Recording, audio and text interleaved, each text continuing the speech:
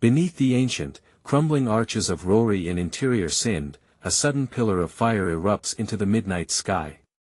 A modest brick home, belonging to a vulnerable widow named Bilquis Begum, is engulfed in seconds by aggressive, chemically fueled flames. Neighbors awake to the smell of kerosene and the sound of crackling timber, but their efforts to douse the blaze with buckets of water are entirely in vain. Through the thick black smoke, a young tea stall worker catches a fleeting glimpse of a shadow slipping into a government-marked white jeep.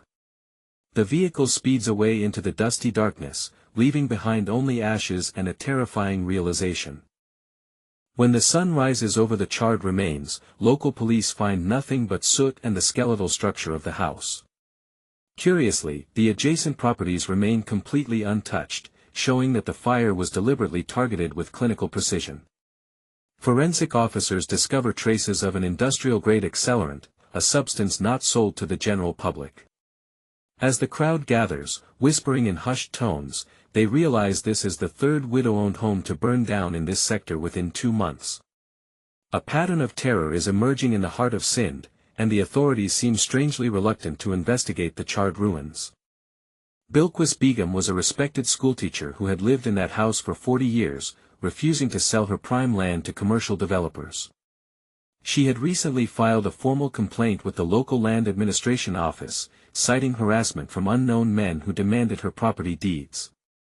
Assistant Sub-Inspector Tariq Shah takes charge of the case, immediately noticing a chilling detail in the previous fire files.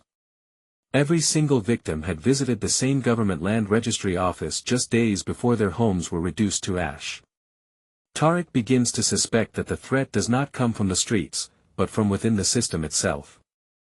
Tariq visits the dusty, paper-clogged archives of the Rohri Land Administration, seeking the official ownership records of the destroyed properties. To his utter shock, the files for all 3 burned properties are missing from the metal cabinets. The chief land registrar, a powerful bureaucrat named Mansour Alvi, claims the documents were misplaced during a recent office reorganization. Alvi acts dismissive, advising the young officer to focus on local street thugs rather than administrative paperwork. However, Tariq notices that Alvi is wearing an expensive gold watch that vastly exceeds a government employee's modest salary. Determined to find the truth, Tariq tracks down the driver of the white government jeep spotted on the night of the fire. The driver, terrified and trembling in a secluded mango orchard, confesses that he was ordered to transport a municipal arsonist. He reveals a shocking detail: the orders did not come from Mansour Alvi, but from a prominent local politician who funds Alvi. But before Tariq can record a formal statement, a black sedan passes by and shots are fired. The driver is killed instantly, and Tariq narrowly escapes with his life, realizing the conspiracy is far more lethal than he imagined.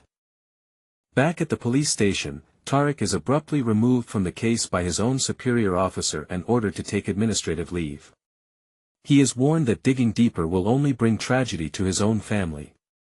Alone in his study, Tariq reviews the photocopies of the land registry logs he secretly made before the files disappeared. He discovers a terrifying twist: the new beneficiary listed for all the burned lands is not a private developer. The lands have been transferred directly to a shell company owned by his own police chief. The betrayal cuts deep. The pieces of the puzzle fall into place with devastating clarity. The police chief and the land registrar had formed a deadly syndicate, using arson to clear valuable land and falsifying records to claim ownership. Knowing he cannot trust the local police, Tariq sends the evidence directly to the provincial anti-corruption unit in Karachi. In a coordinated midnight raid, provincial agents descend upon Rohri, arresting Mansour Alvi and the police chief at their luxurious residences. The town watches in silence as the men who swore to protect them are led away in handcuffs. Although the conspirators are behind bars, Rohri remains scarred by the flames of greed. Bilquis Begum and the other widows receive no compensation, as the legal battle over their stolen land titles promises to drag on for decades. Tariq Shah is transferred to a remote border post, a quiet punishment for exposing the rot within his own department. The charred brick arches of the old town stand as a silent monument to a system that preys on the weak. The fire has been extinguished, but the cold ash of injustice still lingers in the Sindhi breeze.